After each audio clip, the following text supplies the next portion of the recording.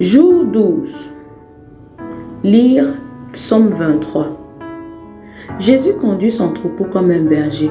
Puissions-nous apprendre à nous réjouir des délices de son troupeau.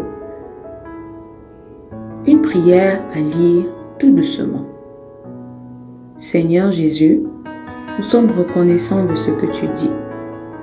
Ne crains rien, petit troupeau, car le Père a trouvé bon de vous donner le royaume.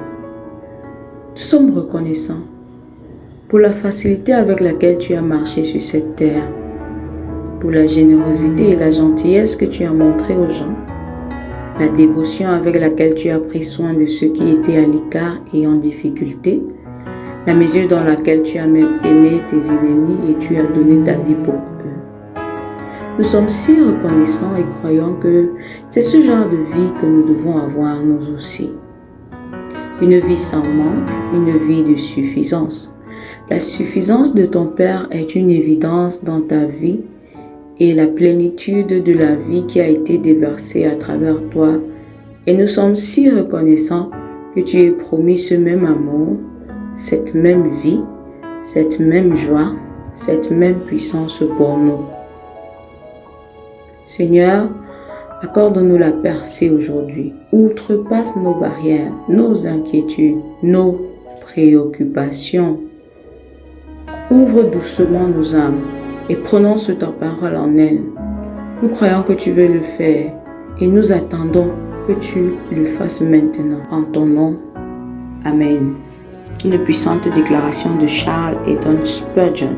Nous avons tout et nous abondons.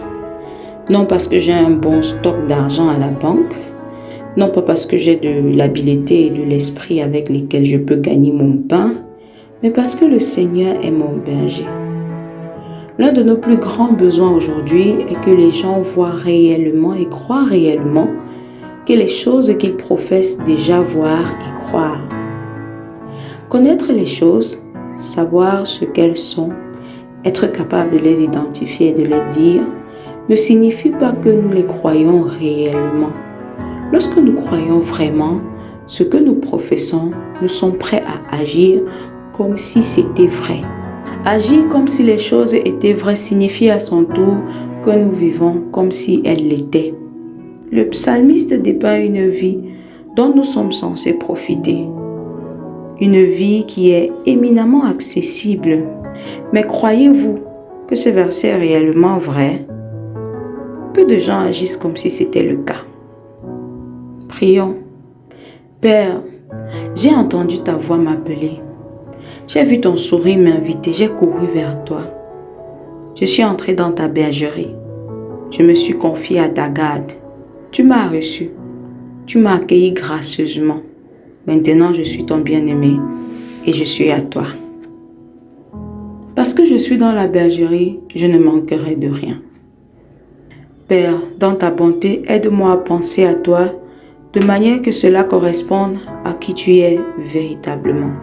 Pour tirer le meilleur parti de votre temps de prière à partir de ce jour, je vous encourage à lire le psaume 23 de manière méditative pendant une dizaine de minutes avant de commencer la prière de chaque jour. Cela contribuera à renouveler votre esprit en donnant au Saint-Esprit des occasions de vous enseigner ce que signifie pour le Seigneur d'être votre berger. C'est ici que nous mettons en pratique les paroles du psaume 23 que nous croyons vraies. Le roi Jésus est mon berger. Je proclame que je suis la responsabilité de quelqu'un d'autre. Je ne suis pas le responsable. J'ai pris mon royaume et je l'ai abandonné au royaume de Dieu. Je vis la vie avec Dieu, le Seigneur mon berger. Gloire au roi Jésus. Je ne manquerai de rien. Voici ma vie, le résultat naturel de mon allégeance au roi Jésus. Je ne manquerai de rien. C'est ce que Jésus enseigne. Faites du règne de Jésus et de ce qui est juste à ses yeux votre préoccupation première. Et toutes ces choses vous seront données en plus.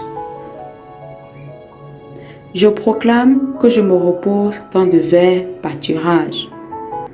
Je suis le genre de brebis qui se couche dans le vert pâturage. Je suis une brebis qui mange à sa faim. Je suis une brebis dans un vert pâturage et je suis rassasiée. C'est pourquoi je me couche pour contempler, pour adorer, pour apprécier la bonté de mon berger. Je proclame que le roi Jésus me conduit près des eaux tranquilles, que j'ai bu et continue de boire de l'eau de mon berger. Je n'ai plus soif, mais je suis devenue une source intarissable qui jaillira jusque dans la vie éternelle.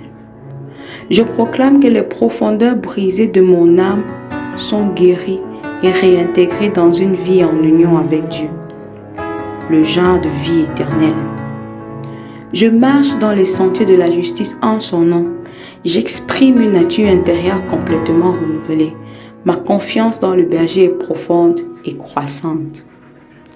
Ma confiance en Dieu s'élève bien au-delà des besoins et des craintes. Le berger me dit, ne crains pas, n'aie pas peur. Imaginez ce que cela pourrait être. Aucune peur de la vie, du vieillissement, de la mort, de la maladie ou de la faim. Aucune peur d'une personne ou d'une créature, pas même de la perte de tous vos biens. Je proclame que Dieu est avec moi. La présence de Dieu dans ma vie est suffisante. L'abondance de la provision et de la sécurité de Dieu dans ma vie est si grande que j'invite mes ennemis à profiter de ce que Dieu a préparé pour moi. Je proclame que je suis béni avec une vie abondante, une vie qui ne manque de rien, mais une vie libre et puissante en lui, y compris des vêtements, des meubles confortables, des expériences joyeuses et des relations profondes. À tel point que l'abondance de la provision de Dieu résonne comme sous la plume du psalmiste. Ma coupe est pleine. La bonté et la miséricorde m'accompagneront tous les jours de ma vie et j'habiterai dans la maison de l'Éternel pour toujours.